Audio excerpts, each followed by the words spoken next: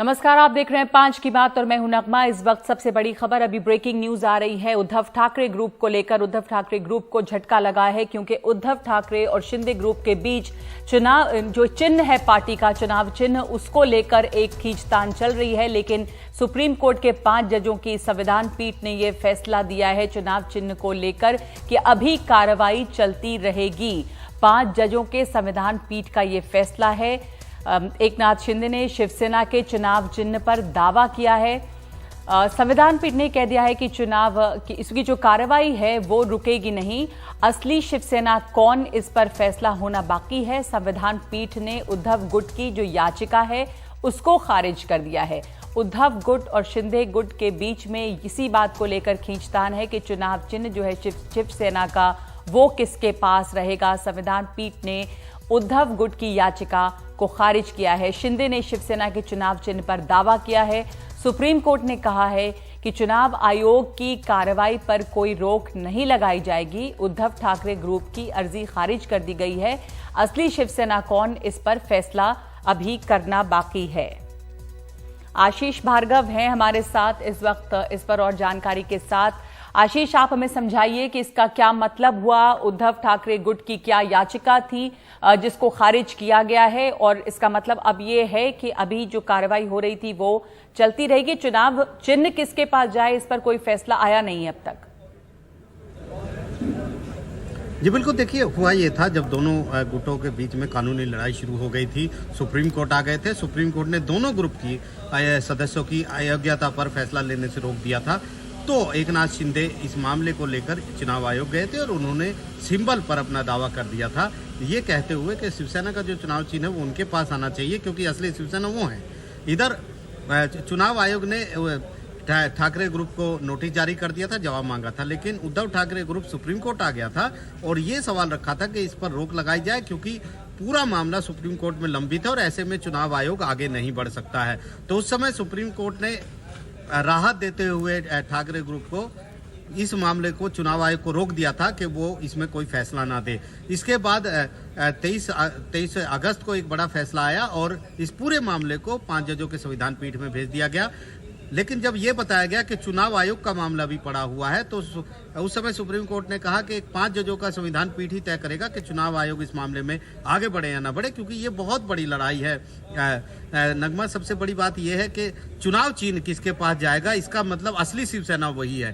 तो सवाल ये है कि उद्धव ठाकरे को नोटिस जारी था, उद्धव ठाकरे ग्रुप ने कोशिश की कि सुप्रीम कोर्ट इसे रोके और आज करीब 5 घंटे से ज्यादा ये सुनवाई चली है जिसमें तमाम तर्क कपिल सिब्बल, अभिषेक मनु सिंघवी की तरफ से दिए गए हैं ठाकरे ग्रुप की तरफ से, और इधर जो मनिंदर सिंह अपीयर हुए, नीरज किशन कौल अपीयर हुए, अरविंद दातार चुनाव आयोग की तरफ से अपीयर हुए। उन्होंने कहा कि इसका कोई लेना देना नहीं है।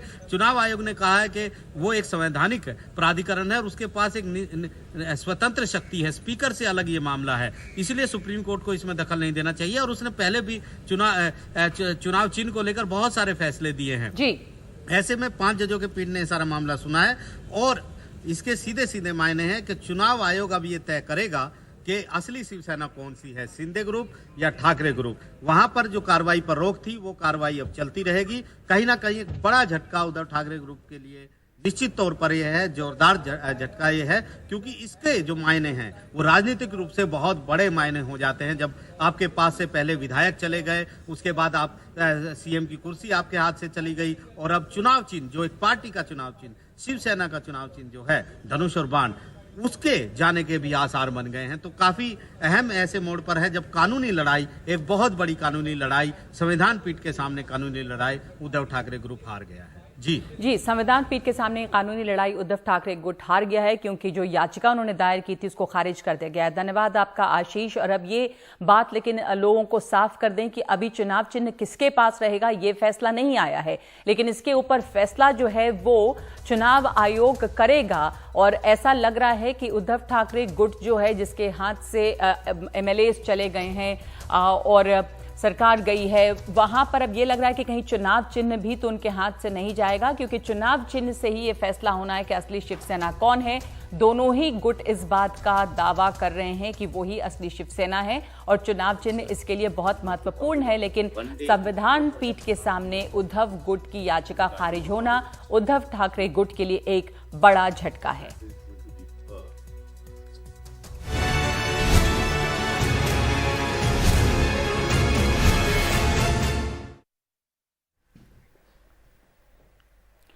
और अब 5 की बात में हमारा फोकस आखिर कब मिलेगा अंकिता भंडारी को इंसाफ और क्या अंकिता को इंसाफ मिल पाएगा। उत्तराखंड में 19 साल की अंकिता भंडारी का मर्डर होता है और इस मर्डर केस की अब जांच पड़ताल शुरू हो गई है। लेकिन अब इस मर्डर केस में एक बहुत बड़ी बात भी सामने आई है, खुलासा हुआ है।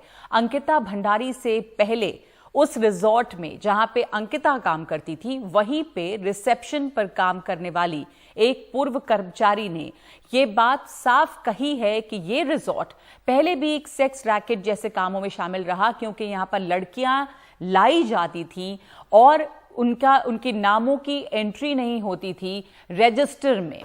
महिला ने बीजेपी नेता के बेटे जो आरोपी है पुलकित आर्या, उस पर कई गंभीर आरोप लगाए हैं। उसने कहा है कि पहले भी यहां लड़कियां लाई जाती थी, रजिस्टर में उनके नामों की एंट्री नहीं होती थी और इसके साथ साथ यहां पे ड्रग का भी कारोबार होता था। अंकिता भंडारी मर्डर केस में ये एक बहुत बड़ी बात सामने आई है कि ये जो रिजॉर्ट है यहां पर इस तरह के काम पहले होते थे। ये आरोप लगा रही है एक पूर्व कर्मचारी। 19 साल की अंकिता भंडारी की मौत के मामले में पुलकित आर्या समेत अभी 3 लोग गिरफ्तार हुए हैं। मर्डर केस की जांच शुरू हो गई है। एसआईटी की टीम आज पहुंच गई है मौका वारदात पे, उसका मुआयना किया गया है। चीला नहर है जहां से अंकिता का शव मिला था, ये वो शव है, ये वो नहर है जहां से अंकिता का शव मिला था। पोस्टमार्टम रिपोर्ट में भी डूबने से उसकी मौत की पुष्टि हो चुकी है।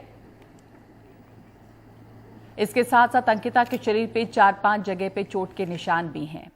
अब आपको हम एक बार पहले दिखा दें कि इस मामले में अब तक का घटनाक्रम जो है वो क्या रहा है। ये मामला 18 सितंबर का है, जब पुलकित आर्या और 2 और आरोपियों के साथ अंकिता रिजॉर्ट से निकली। 18 सितंबर को अंकिता को आखिरी बार चीला बराज पे देखा गया। 19 सितंबर को पुलकित ने अंकिता के गायब होने की रिपोर्ट लिखवाई। पुलकित ये चाहता था कि अंकिता गलत काम करे, अंकिता ने इससे इनकार किया। 23 सितंबर को पुलकित और 2 अन्य गिरफ्तार हुए। 24 को अंकिता का शव मिला है चीला नहर से। 26 सितंबर को अंकिता की फाइनल पोस्टमार्टम रिपोर्ट आई है और पोस्टमार्टम में डूबने से मौत की पुष्टि की गई है, लेकिन शरीर पर 4-5 चोट के निशान हैं। तो आरोपी पुलकित आर्या के रिजॉर्ट में काम करने वाली एक पूर्व कर्मचारी ने उस पर संगीन आरोप लगाए हैं। पहले सुनते हैं क्या कहना है उनका। मैं मई जून में गई थी, मैं रिसेप्शनिस्ट फ्रंट ऑफिस के लिए गई थी और क्या बोलते हैं, जब मेरी वहाँ इंटरव्यू वगैरह हुआ, जब मुझे फ्रंट ऑफिस के लिए बोला गया तो मैं वहाँ काम करती थी। वहाँ पे घिनौनी हरकतें बहुत होती थी और लड़कियों को गंदी से गंदी गालियाँ दी जाती थी। बहुत ही ज़्यादा वैसा व्यवहार होता था। और क्या बोलते हैं, 3-4 दिन बाद उनकी वाइफ भी आती है, स्वाति मैम, तो मुझे बोलती है कि तुम यहाँ पे जॉब कर रही हो। मैंने कहा यस मैम। तो उसके बाद मैंने कहा, तो वो कह रहे हैं कि उनकी वाइफ कहती है कि तुम यहाँ पे जॉब मत करो, तुम मेरे साथ मेरे घर चल लो, यहाँ पे अच्छा नहीं है तुम्हारे लिए, और क्या बोलते हैं कि तुम्हारे लिए अच्छा नहीं है। मैंने कहा मैम मेरे हस्बैंड से बात कर लीजिए, जैसे मेरे हस्बैंड बोलते हैं वैसे करूँगी। तो फिर वो मैम जो है मेरे हस्बैंड से बात करती है, फिर अपने हस्बैंड से बात करती है पुलकित आर्या से। जो भी बात होती है उन दोनों के बीच में तो मुझे नहीं पता। फिर उसके बाद फिर वो मेरे हस्बैंड से पूछती है, तो मेरा हस्बैंड कहता है चलो ठीक है। तो फिर मैं उनके घर जाती हूँ, तो मुझे ठीक नहीं लगता ना। वापसी सौरभ भास्कर जी मुझे लेने आते हैं, वो रिजॉर्ट ही जा रहे थे, वो घर आ रखे थे, तो सौरभ भास्कर जी मुझे लेने आते हैं।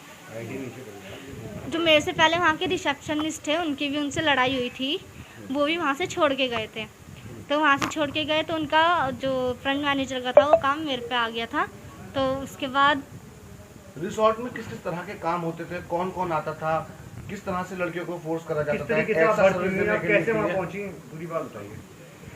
रिजॉर्ट में लड़कियों के साथ बहुत घिनौनी हरकतें होती थी। वो लड़कियों को बहुत गंदी गंदी गालियाँ देता था। लड़कियाँ आती थी रिजॉर्ट से, और रिजॉर्ट में तो मुझे एंट्री के लिए मना किया जाता था कि तुम इन लोगों की एंट्री नहीं करोगी। लड़का लड़कियाँ आते थे ज़्यादातर, तो उनके साथ भी घुल मिल जाता था, स्विमिंग पूल में नहाता था उन लोगों के साथ, और गांजा वगैरह ये सब नशे वगैरह ये सब करता था। गेस्ट की दारू चुरा के, तब एम्प्लॉय में नाम लगाता था कि एम्प्लॉय ने चुरा ली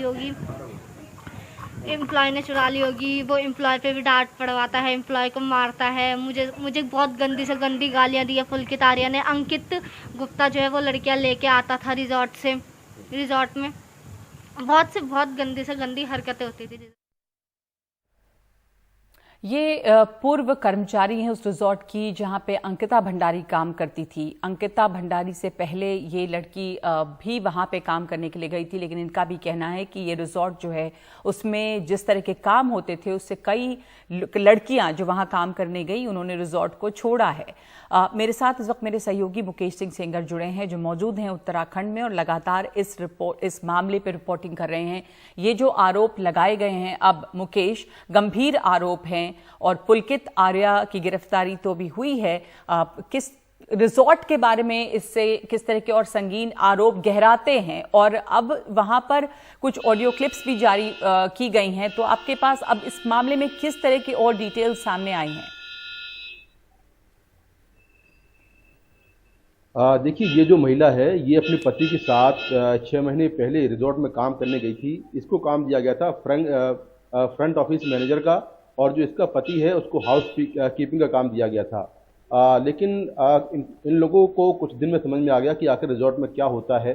उसके बाद इसका जो पति है वो अपनी पत्नी के साथ रिजॉर्ट में नौकरी छोड़ना चाह रहा था, लेकिन उसी बीच जो पुलकित आर्या है उसने इस महिला के पति पर आरोप लगा दिया कि उसने रिजॉर्ट का एक स्पीकर चोरी किया है, और उस बहाने उसके पति को मारा पीटा, उससे एक माफीनामा लिखवा लिया और एक तरह से दोनों को बंधक बना लिया। उसके बाद इन लोगों ने 1.5 महीने तक काम और किया, और इस महिला के मुताबिक 1.5 महीने में उसने देखा कि वहाँ पर क्या कुछ होता है, किस तरह से वहाँ पर लड़कियाँ आती हैं, वहाँ पर गांजा, चरस, स्मैक ये सारा आता है जो कि गेस्ट को सप्लाई होता है। इसके अलावा इस महिला को भी मजबूर किया गया कि वो भी अनैतिक काम करे, हालांकि इसने मना कर दिया। फिर जाकर इन लोगों ने नौकरी छोड़ दी और वहाँ से ये चले आए। लेकिन इन लोगों ने कभी इससे पहले किसी पब्लिक प्लेटफॉर्म में या मीडिया में या पुलिस में कोई शिकायत नहीं की। इससे दिखाता है कि पुलकित आर्या कितना दबंग था, उसका कितना खौफ था कि लोग उससे पिटते थे, उसकी जातियां सहते थे, लेकिन फिर भी उसके खिलाफ शिकायत नहीं करते थे, मुंह नहीं खोलते थे। दूसरी सबसे बड़ी बात यह है कि जो लोकल पटवारी था वो पुलकित आर्या का दोस्त था। अगर कोई शिकायत भी करता था तो उसकी शिकायत वहीं की वहीं दबी रह जाती थी, उस पर कोई कार्रवाई नहीं होती थी। तो जब ये पूरा मामला सामने आ गया, अब पुलकित आर्या और उसके दोनों साथी जेल में हैं, तब उसके बाद सोशल मीडिया और मीडिया पर जब इतना मामला उठ गया है और एक अंकिता की मौत हो गई है, हत्या हो गई है, उसके बाद धीरे धीरे लोग सामने आ रहे हैं। खासतौर से रिजॉर्ट का स्टाफ जो पहले काम करके रिजॉर्ट छोड़ चुका है या जो अभी काम कर रहा है, वो सारे लोग धीरे धीरे पुलकित आर्या के खिलाफ बयान देते नजर आ रहे हैं। कल भी हमने देखा कि किस तरह से रिजॉर्ट का जो प्रेजेंट स्टाफ है जो काम कर रहा है उसके पुलिस ने बयान दर्ज किए हैं। उनमें से कई लोगों ने बताया कि वहां पर क्या कुछ होता था। तो रिजॉर्ट की सच्चाई सामने आ रही है, पुलकित आर्या और उसके दोस्तों के जो कारनामे हैं वो सामने आ रहे हैं, और निश्चित तौर पर इन लोगों के बयानों से अंकिता का जो मामला है कहीं ना कहीं वो काफी मजबूत होगा। जब कोर्ट में मामला चलेगा और फास्ट ट्रैक कोर्ट में सुनवाई होगी तो ये सभी लोग जो पहले वहां पर रह के आए हैं और जिन्होंने अपनी आंखों से सब कुछ देखा है, उनके बयान काफी महत्वपूर्ण होंगे। तो पुलिस इन सभी लोगों के बयान रिकॉर्ड कर रही है और निश्चित तौर पर इन सभी के बयानों से ये साफ होता है इस रिजॉर्ट के खुलने के साथ ही इसमें पहले से अनैतिक काम होते आ रहे हैं, और जो भी यहाँ पर कर्मचारी काम करते थे उनको पुलकित आर्या और उसके साथी मारते पीटते थे और उनसे गलत काम करवाते थे। ये बिल्कुल साफ हो गया है अलग अलग कर्मचारियों के बयानों से। तो अब पुलिस आज या कल में जो आरोपी हैं उनको रिमांड पर लेगी, उनसे पूछताछ शुरू करेगी। जो नए सबूत आए हैं, आज एसआईटी ने जो चीला नहर है उसका दौरा किया, वहां पर पूरा मुआयना किया मौका वारदात का, कहां से अंकिता को फेंका गया था, कहां पर उसका शव मिला, ये सारे सबूत वहां पर जुटाए हैं। नगमा जी, धन्यवाद आपका। चीला नहर का भी मुआयना हुआ है जहां से उनका शव मिला है अंकिता भंडारी का, और मुकेश जानकारी दे रहे हैं एसआईटी की टीम वहां पहुंची है। दूसरे के बहुत सारे जो पूर्व कर्मचारी रहे होंगे इस रिजॉर्ट के वो सामने आ रहे हैं और पुलकित आर्य के ऊपर कई आरोप लगा रहे हैं, खुल के बोल रहे हैं। अब तक जो पटवारी सिस्टम वहां पे है, पटवारी भी पुलकित आर्य का दोस्त था, इसलिए जो शिकायत करते थे उनकी कोई सुनवाई नहीं होती थी। लेकिन ये पूरा मामला महिलाओं की सुरक्षा का है। ऐसे जगह में जहां पर पर्यटन जो है वो मुख्य एक तरह से रोजगार का साधन है लोगों के लिए, होटल्स और रिजॉर्ट्स बन रहे हैं। रंजना कुमारी हमारे साथ हैं जो डायरेक्टर हैं सीएसआर की। धन्यवाद आपका समय देने के लिए। ये जो पूरा मामला है रंजना जी, उसमें एक बहुत बड़ा सवाल उठता है कि एक ऐसा इलाका है उत्तराखंड का जहां पे रिजॉर्ट्स बहुत हैं, बेतहाशा खुले हैं, टूरिज्म एक मुख्य वहां पे उद्योग के तौर पे खड़ा हुआ है, लोगों का रोजगार जुड़ा है। लड़कियां खास करके पढ़ी लिखी लड़कियां अब नई नौकरियां यहां पर ढूंढ रही थी, पर जिस तरह की ये घटना हुई है, जो ये हादसा हुआ है, उसके बाद ये एक बहुत बड़ा झटका है, पीछे धकेलता है लड़कियों को। आप कैसे देख रही हैं जो जांच इसमें अब तक हुई है, आपको वो सफिशिएंट लग रही है? जो कार्रवाई हुई है, आरोपी 3 पकड़े गए हैं, लग रहा है कि इंसाफ इस मामले में हो रहा है? देखिए, इंसाफ तो पता चलेगा जब कोर्ट में केस पेश किया जाएगा और उसके साथ जो सबूत दिए जाएंगे, क्योंकि काफी लीपापोती सबूतों की होती है। और खास तौर से वो रिजॉर्ट गिरा दिया गया है, तो वहां अंदर क्या था, क्या होता था, किस तरह से होता था, ये लोगों के बयानों से ही पता चलेगा। जो एक सर्कमस्टेंशियल एविडेंस होता है वो वहां से तो शायद अब नहीं मिलेगा। तो पता नहीं क्यों अफरा तफरी में उस रिजॉर्ट को गिरा दिया गया। तो एक तो ये बात है। दूसरी बात ये भी है कि देखिए, ये जो मामला, ये बहुत बड़ा मामला है, क्योंकि रिजॉर्ट के नाम पर और खास तौर से जो राजनीतिक परिवारों के और राजनीतिक लोग हैं, जो सो कॉल्ड पॉलिटिशियंस हैं, ये इनका एक खास तरह का ये धंधा चलता है। आप देखिए देश भर में कितने की पॉलिटिशियंस इन्वॉल्व होती हैं, उनके बेटा बेटी इन्वॉल्व होते हैं, क्योंकि उनकी दबंगई चलती है। और यहाँ पर ये खास तौर से कोई ऑडिटिंग का सिस्टम तो है नहीं। जिसको मन करता है वो एक रिजॉर्ट बना लेता है और फिर वहां प्रोस्टिट्यूशन, ड्रग और हर तरह के कार्यक्रम जो है वहां शुरू हो जाते हैं, क्योंकि ये एक पॉलिटिकल गिव एंड टेक का भी मामला यहाँ आ जाता है कि आप लोगों को किस तरह से परोसते हैं, वहां की बच्चियों को, लड़कियों को, और किस तरह से वहां पर ड्रग चलती है। और ये बात वो दूसरी महिला जो वहां काम कर रही थी उसकी बात से स्पष्ट हो रही है। और ये कोई सिस्टम नहीं है कि किस तरह से ये जो रिजॉर्ट है यहाँ खुल्लम खुल्ला ये सब कुछ चलता है, लेकिन कहीं कोई जाके कोई जांच नहीं करता है, कहीं कोई जाकर के कोई स्टैंडर्ड सेटअप नहीं किया गया है कि आप ये करेंगे तभी आपको रिजॉर्ट चलाने के लिए। जिसका मन करता है वो अपनी एक बना के बिल्डिंग रिजॉर्ट चलाने लगता है और वहां पर यही सारे धंधे होते हैं। लेकिन अंकिता के मामले में मैं कहना चाहूंगी कि चाहे जिस भी तरह से सरकार को इस जांच को पूरा करने में समय जल्दी से जल्दी, चाहे जो भी करना पड़े जल्दी से जल्दी जांच खत्म करें और उस जांच के बाद तत्काल इन लोगों को सजा दी जाए। गिरफ्तार करना काफी नहीं है, थोड़े दिन में बेल में छूट जाएंगे और ये जो सारे इनके जितने बयानात आ रहे हैं आज, इनके सारे बयान बदल जाएंगे, क्योंकि फिर वो आकर के उनको दबाएंगे और उनकी बयान को बदलवाएंगे। और हम सब लोग जानते हैं कि लड़कियों के साथ जो रेप हो रहा है, जो उनकी हत्याएं हो रही हैं, जो इस तरह से उनका इस्तेमाल हो रहा है, इसको रोकने का एक ही तरीका है कि जो लोग ऐसी हरकत करते हैं उनको सजा मिले। इस केस में खास करके मौका दिया जाए। जी, इस केस में खास करके एक पावर का मिसयूज बहुत दिख रहा है। जो लड़का है, जो आरोपी है पुलकित आर्य, उसके पिता बीजेपी में नेता रहे हैं और बताया जाता है कि वहां पे अभी भी पटवारी सिस्टम है। जिनको भी लोकल्स को कोई शिकायत होती थी तो वो पटवारी को शिकायत करते हैं, पुलिस तक शिकायत पहुंचती भी नहीं है। और ये भी वहां के लोगों की मांग है रंजना जी कि इसको बदला जाना चाहिए, पुलिस तक कम से कम बात पहुंचे। वो पटवारी जो है, जो भी उस इलाके का रसूखदार आदमी होगा, उसका वो दोस्त होता है और शिकायत को वो दर्ज भी नहीं करता था। इसलिए ये तमाम चीजें यहाँ पर इस तरह से चली हैं और ये पूरे जो पर्यटन उद्योग है उसको एक धक्का पहुंचाता है। नहीं, देखिए, निश्चित तौर पर धक्का ही नहीं पहुंचाता, बल्कि पर्यटन उद्योग को चलाने वाले लोगों को सोचना पड़ेगा कि आप किस तरह से, आखिर तो कोई ना कोई रिसेप्शन देखेगा, लड़कियां रिसेप्शन देखती हैं, सब तरह काम करती है, अब उनकी कोई सुरक्षा ही नहीं है।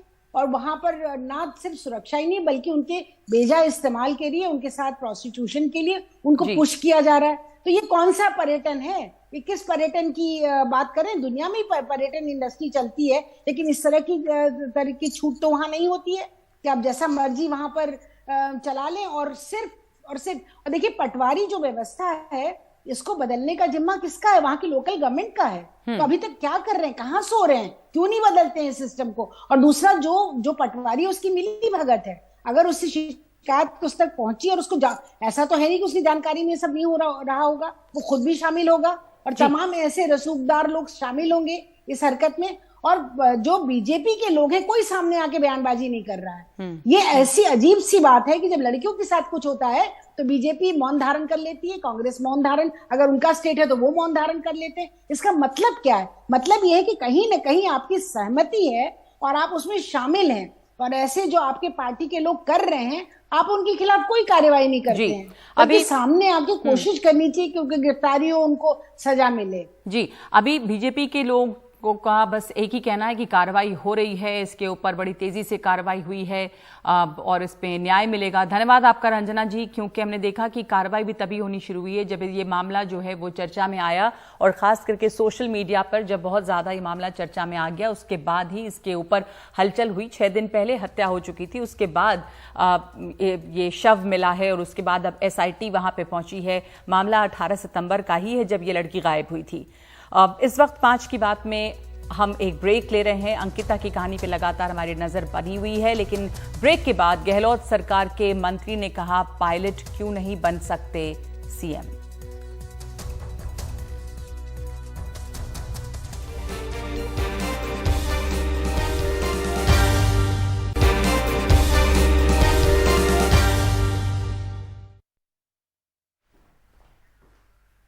राजस्थान में जारी राजनीतिक उठापटक के बीच तमाम तरह की सुर्खियां बन रही हैं और पूर्व उप मुख्यमंत्री सचिन पायलट दिल्ली पहुंच गए हैं। इन सब के बीच सचिन पायलट के करीबी सूत्रों ने यह कहा है कि पायलट निजी काम से दिल्ली आए हैं और इसका मौजूदा राजनीतिक घटनाक्रम से कोई लेना देना नहीं है। राजस्थान में कांग्रेस विधायक दल की बैठक रविवार रात को मुख्यमंत्री आवास पर होनी थी, लेकिन गहलोत के वफादार कई विधायक बैठक में नहीं आए। उन्होंने संसदीय कार्य मंत्री शांति धारीवाल के बंगले पर बैठक की और फिर वहां से विधानसभा अध्यक्ष डॉक्टर CP जोशी से मिलने गए, जहां पर तमाम लोगों ने अपने इस्तीफे की पेशकश की। इसलिए CLP बैठक नहीं हो पाई और जो दिल्ली से पर्यवेक्षक गए थे वो एक तरह से खाली हाथ लौट आए। गहलोत खेमा नहीं चाहता है कि सचिन पायलट मुख्यमंत्री बने, लेकिन गहलोत सरकार में शामिल मंत्री राजेंद्र सिंह गुढ़ा ने NDTV से बातचीत में ये कहा है कि जब तथाकथित 19 बागी विधायकों में से 5 मंत्री बन सकते हैं तो सचिन पायलट को मुख्यमंत्री क्यों नहीं बनाया जा सकता। राजस्थान कांग्रेस में खींचतान का दौर जारी है। हमारे साथ राजेंद्र सिंह गुढ़ा हैं जो कि मंत्री हैं यहाँ। हम इनसे जानना चाहते हैं कि जो कुछ अभी चल रहा है और जिस तरीके से सचिन पायलट को टारगेट किया जा रहा है या किया गया है, ये कहते हुए कि उन्होंने बगावत किया था 2020 में और उनको ये मौका नहीं मिलना चाहिए, क्या कहना है आपका इस पर? देखिए, मैं इस बात से सहमत नहीं हूँ। जो 19 लोग थे जो सरकार से नाराज हुए, उन 19 लोगों के अंदर हमने 5 को मंत्री बना रखा है। उन 19 में जो 102 लोग जो हमारे पास थे बाहर, जिनमें मैं भी था, उनमें वो 19 नहीं थे। उन 19 में से हमने 5 लोगों को ऑलरेडी हमारी कैबिनेट में है, हमारी मंत्री परिषद का हिस्सा है वो हमारे साथ। तब वो मंत्री बन सकते तो सचिन जी मुख्यमंत्री क्यों नहीं बन सकते? बात तो आप सही कह रहे हैं, लेकिन साथ में ये भी है कि नेतृत्व वो दे रहे थे। देखिए, ये कौन दे रहा था? जो आज इधर बैठे हैं, इधर जो लोग बैठे हैं, उनको वहां तक छोड़ के वो आए थे। आप यदि इसके अंदर जाओगे गहराई में, तो ये 102 के अंदर ऐसे लोग थे जो वहां उनको दिल्ली तक छोड़ के वहां आने वाले लोग भी थे, उनको यहाँ से भेजने वाले लोग थे, और वो सीधे साधे लोग थे, इनके चक्कर में आ गए।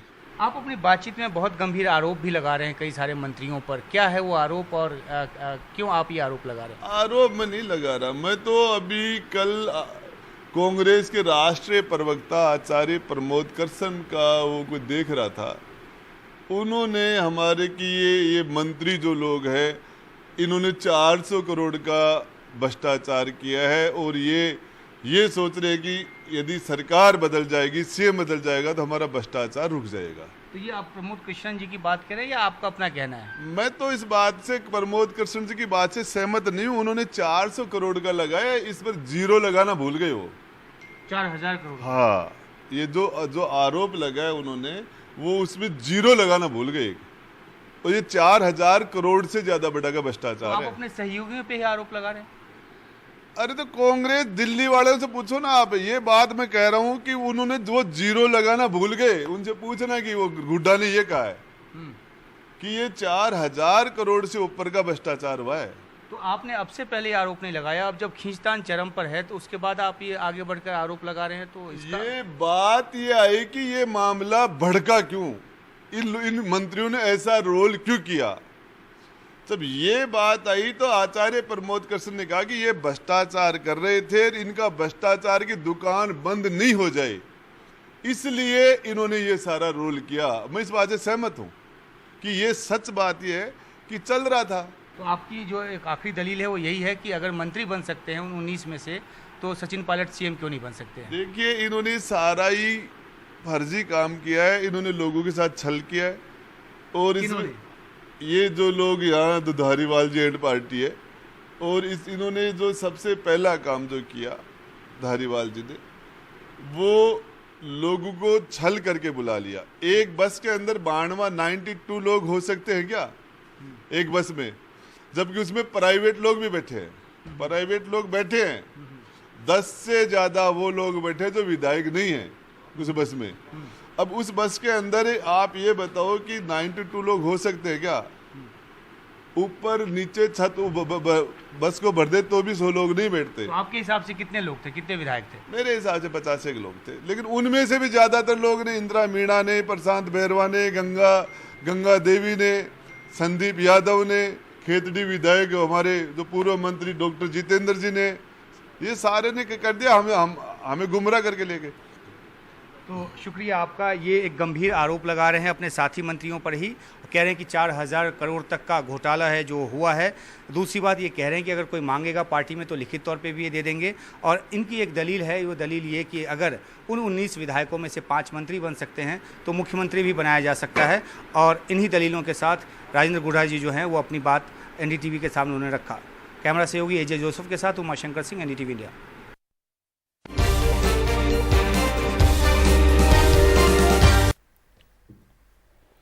पॉपुलर फ्रंट ऑफ इंडिया यानी PFI देश की एजेंसियों के निशाने पर है और देश भर में PFI के कई ठिकानों पर छापेमारी हुई है, जिसमें कई गिरफ्तारियां हुई हैं, कईयों को हिरासत में लिया गया है। पूरी दिल्ली में अब तक 30 लोग PFI से संबंधित होने की वजह से गिरफ्तार हुए हैं। उत्तर प्रदेश में 57 लोग गिरफ्तार हुए हैं।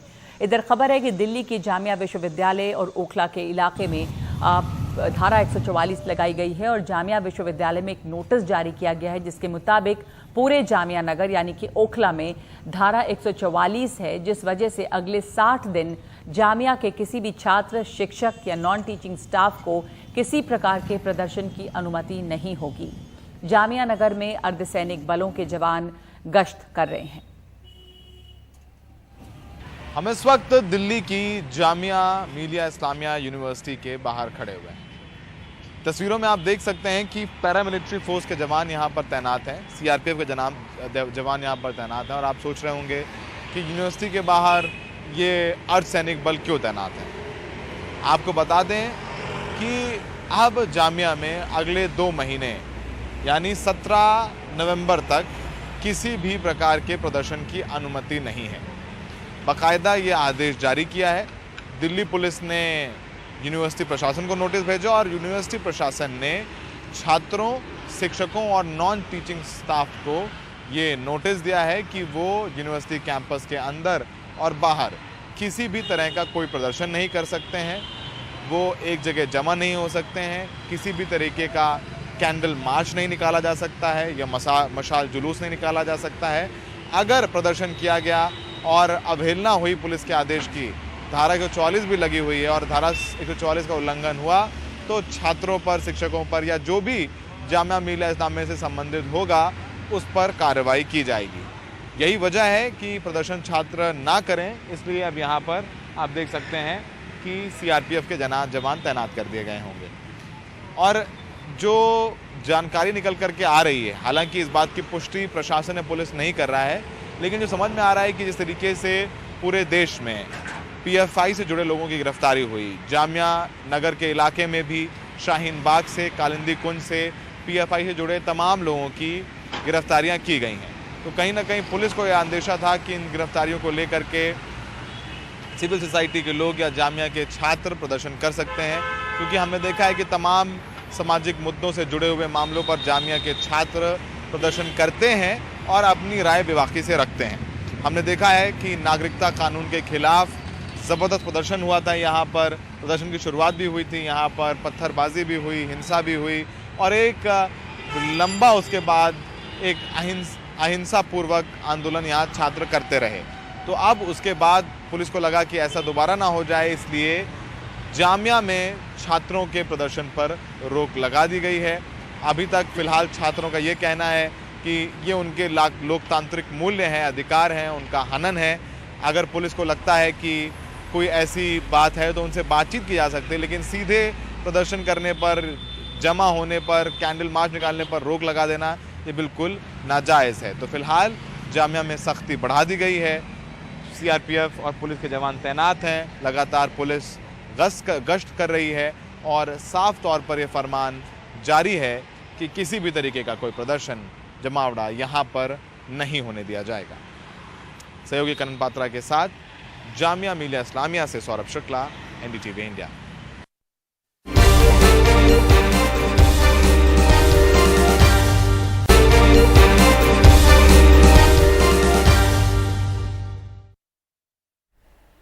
श्रीराम भारतीय कला केंद्र में इस साल की रामकथा शुरू हो गई है। ये नृत्य नाटिका दिल्ली में बहुत मशहूर है। कोरोना के दौर में इस 2 साल इसे ऑनलाइन भी किया गया, लेकिन इस बार ये पूरी तरह से मंच पे लौटी है। ये एक अनोखी रामलीला है जिसका कलात्मक पक्ष बहुत लुभाता है। इस साल ये रामलीला 22 अक्टूबर तक चलेगी।